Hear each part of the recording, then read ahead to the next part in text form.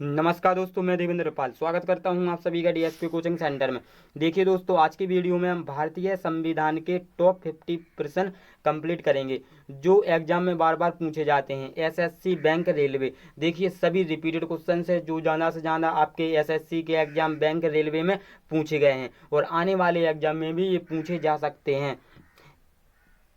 आप लोगों को पता होगा कि पॉलिटी यानी राजनीति से आप कोई भी गवर्नमेंट एग्जाम दो, उसमें 1-2 नंबर के प्रश्न जरूर पूछे जाते हैं, यानी 1-2 प्रश्न जरूर पूछे जाते हैं। इसलिए सारे क्वेश्चंस को कंप्लीट करना, वीडियो को बिल्कुल स्किप मत करना, वीडियो कंप्लीट देखना। और यदि आपको वीडियो पसंद आए तो वीडियो को लाइक, शेयर, कमेंट जरूर करना। और यदि आप हमारे चैनल पर नए हो तो हमारे चैनल को सब्सक्राइब कर लेना। चलिए हम क्वेश्चन से स्टार्ट करते हैं।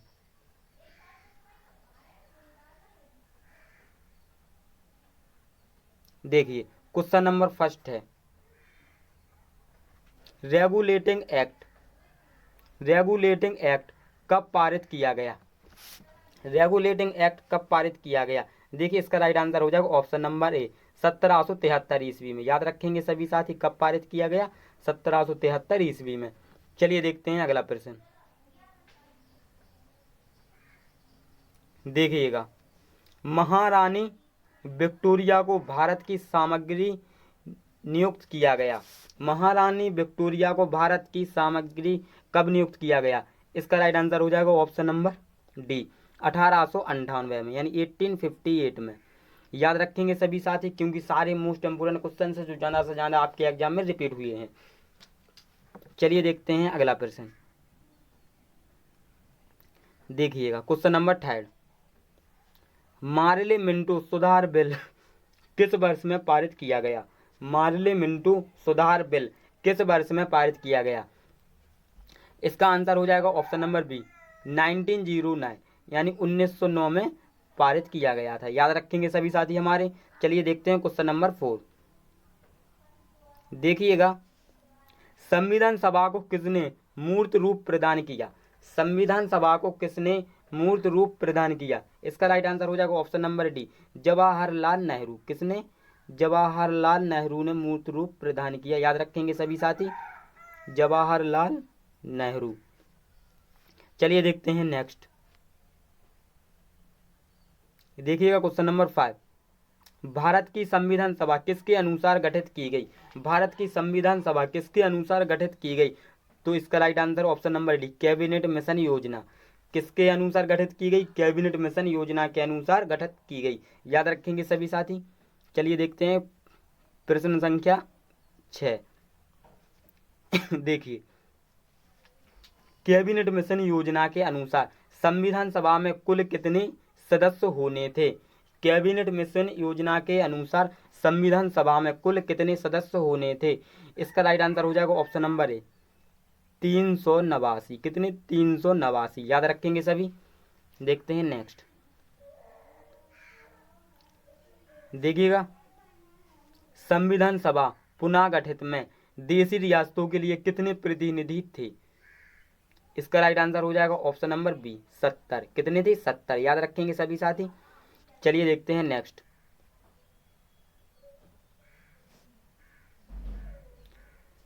देखिएगा, संविधान सभा में किस प्रांत का प्रतिनिधित्व सबसे अधिक था?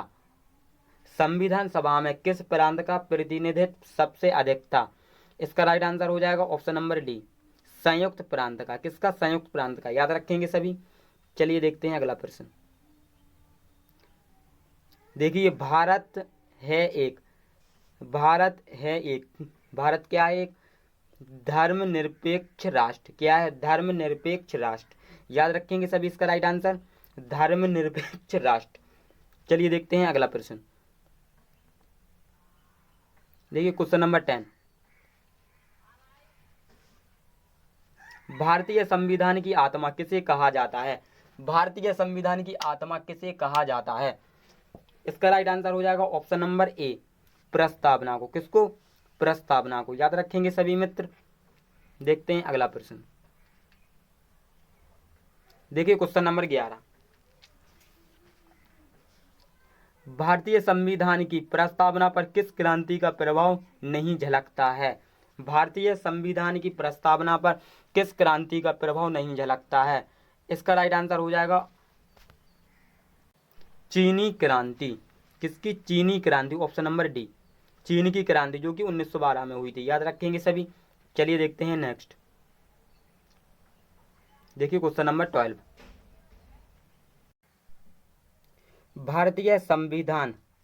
भारतीय राजनीतिक व्यवस्था में इनमें से कौन सर्वोच्च है?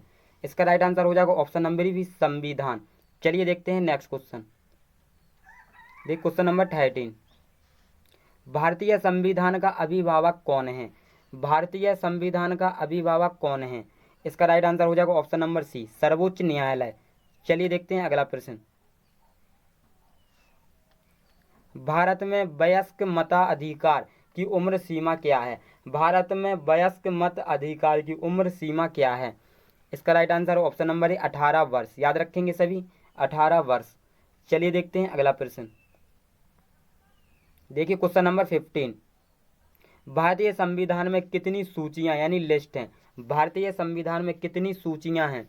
Option number C, 3। कितनी है? 3। याद रखेंगे सभी। चलिए देखते हैं अगला प्रश्न। देखिए क्वेश्चन नंबर 16।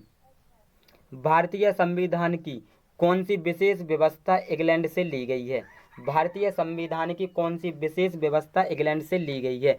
इसका right answer option number A, संसदीय प्रणाली। कौन सी? संसदीय प्रणाली। चलिए देखते हैं अगला। भारतीय संविधान को कितने भागों में विभाजित किया गया है? भारतीय संविधान को कितने भागों में विभाजित किया गया है? 25। याद रखेंगे सभी, 25 यानी 25। चलिए देखते हैं अगला। भारतीय संविधान के किस भाग में नगर पालिकाओं से संबंधित प्रावधान है? इसका राइट आंसर हो जाएगा ऑप्शन नंबर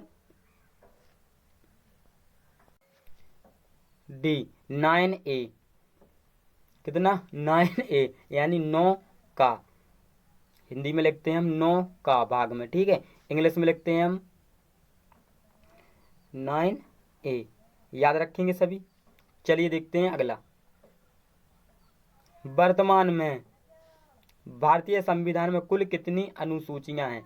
वर्तमान में भारतीय संविधान में कुल कितनी अनुसूचियां हैं? इसका right answer option number C, 12। कितनी अनुसूचियां हैं? 12। याद रखेंगे सभी। चलिए देखते हैं अगला प्रश्न। संविधान सभा द्वारा अंतिम रूप से पारित संविधान में कुल कितनी अनुसूचियां थीं?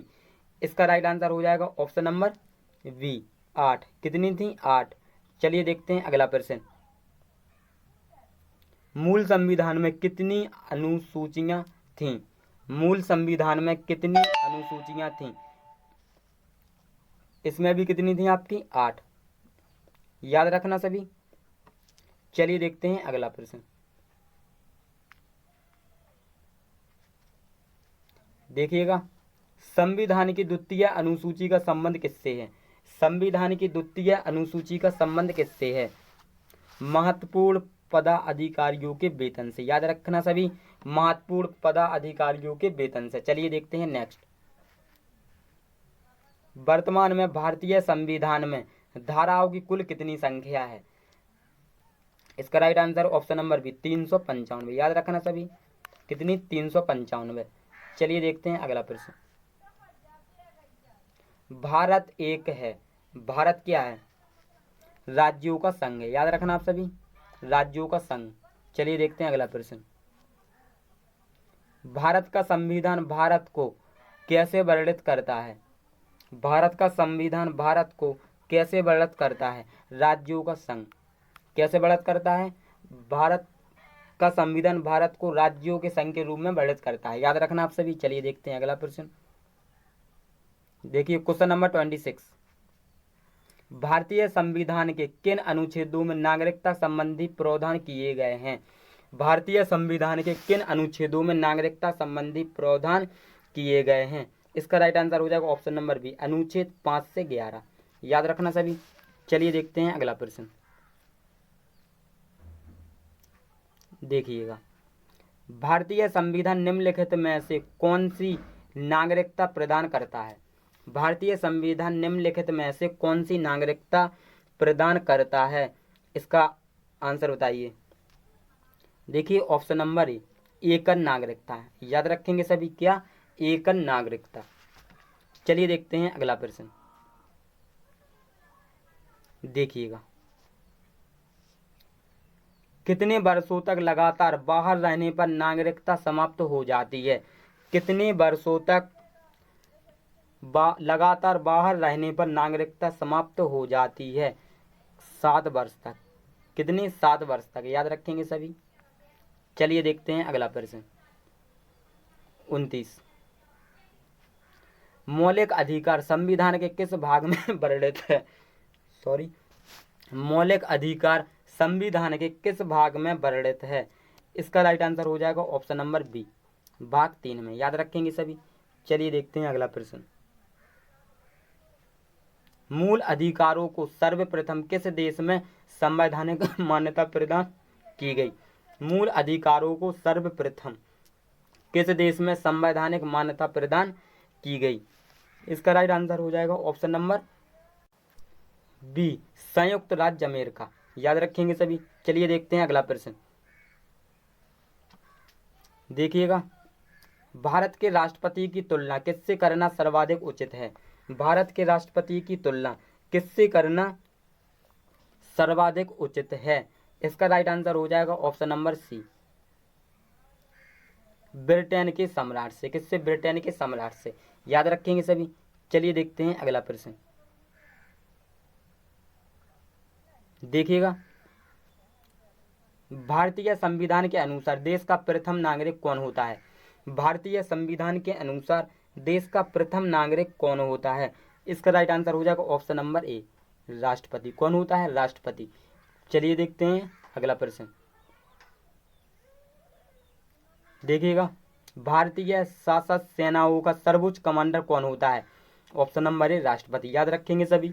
चलिए देखते हैं अगला प्रश्न, भारत के उपराष्ट्रपति की स्थिति की तुलना किस देश के उपराष्ट्रपति से की जा सकती है? इसका राइट आंसर हो जाएगा ऑप्शन नंबर ए, संयुक्त राज्य अमेरिका। याद रखेंगे सभी। देखते हैं अगला प्रश्न, देखिएगा। राज्यसभा की बैठकों का सभापतित्व कौन करता है? राज्यसभा की बैठकों का सभापतित्व कौन करता है? इसका राइट आंसर हो जाएगा ऑप्शन नंबर बी, उपराष्ट्रपति। याद रखेंगे सभी। चलिए देखते हैं अगला प्रश्न, भारतीय संसद के अपर हाउस को किस नाम से जाना जाता है? भारतीय संसद के अपर हाउस को किस नाम से जाना जाता है? इसका राइट आंसर हो जाएगा ऑप्शन नंबर ए, राज्यसभा। किस नाम से जाना जाता है? राज्यसभा। याद रखेंगे सभी। चलिए देखते हैं अगला प्रश्न,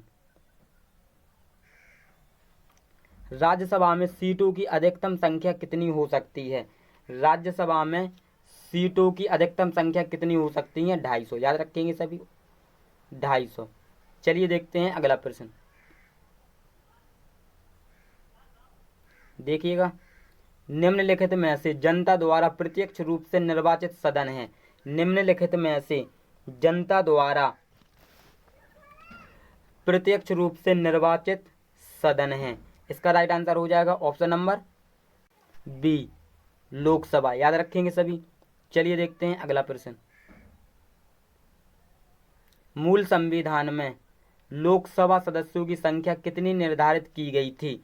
मूल संविधान में लोकसभा सदस्यों की संख्या कितनी निर्धारित की गई थी? 500। याद रखेंगे सभी। कितनी? 500। चलिए देखते हैं अगला प्रश्न, देखिएगा। लोकसभा की अधिकतम सदस्य संख्या कितनी हो सकती है? लोकसभा की अधिकतम सदस्य संख्या कितनी हो सकती है? इसका राइट आंसर हो जाएगा ऑप्शन नंबर डी, 552। कितना? 552। याद रखेंगे सभी, 552। चलिए देखते हैं अगला प्रश्न, भारत के प्रधानमंत्री ऑप्शन नंबर ए, नियुक्त होते हैं, बी, निर्वाचित होते हैं, सी, मनोनीत होते हैं, डी, चयनित होते हैं। ऑप्शन नंबर ए, नियुक्त होते हैं। याद रखेंगे आप सभी, भारत के प्रधानमंत्री क्या? नियुक्त होते हैं। चलिए देखते हैं अगला प्रश्न, देखिएगा, भारत के प्रधानमंत्री का पद ऑप्शन नंबर ए संविधान द्वारा गठित है, या परंपराओं पर आधारित है, या संसद द्वारा पारित साधारण विधेयक द्वारा गठित, या उपरोक्त सभी असत्य हैं। देखिए इसका राइट आंसर हो जाएगा ऑप्शन नंबर ए, संविधान द्वारा गठित होता है। भारत के प्रधानमंत्री का पद संविधान द्वारा गठित होता है, याद रखेंगे सभी। चलिए देखते हैं अगला प्रश्न। प्रधानमंत्री की नियुक्ति कौन करता है? प्रधानमंत्री की नियुक्ति कौन करता है? देखिए इसका राइट आंसर हो जाएगा ऑप्शन नंबर ए, राष्ट्रपति। कौन करता है? राष्ट्रपति, यानी प्रेसिडेंट। याद रखेंगे आप सभी, प्रेसिडेंट। चलिए देखते हैं अगला प्रश्न। मुख्यमंत्री की नियुक्ति किसके द्वारा की जाती है? मुख्यमंत्री की नियुक्ति किसके द्वारा की जाती है? इसका राइट आंसर हो जाएगा ऑप्शन नंबर सी, राज्यपाल। किसके द्वारा की जाती है? राज्यपाल के द्वारा की जाती है। चलिए देखते हैं अगला प्रश्न। राज्य के शासन का वास्तविक अध्यक्ष कौन होता है? राज्य के शासन का वास्तविक अध्यक्ष कौन होता है? मुख्यमंत्री। याद रखेंगे आप सभी, चीफ मिनिस्टर यानी सीएम। चलिए देखते हैं अगला प्रश्न,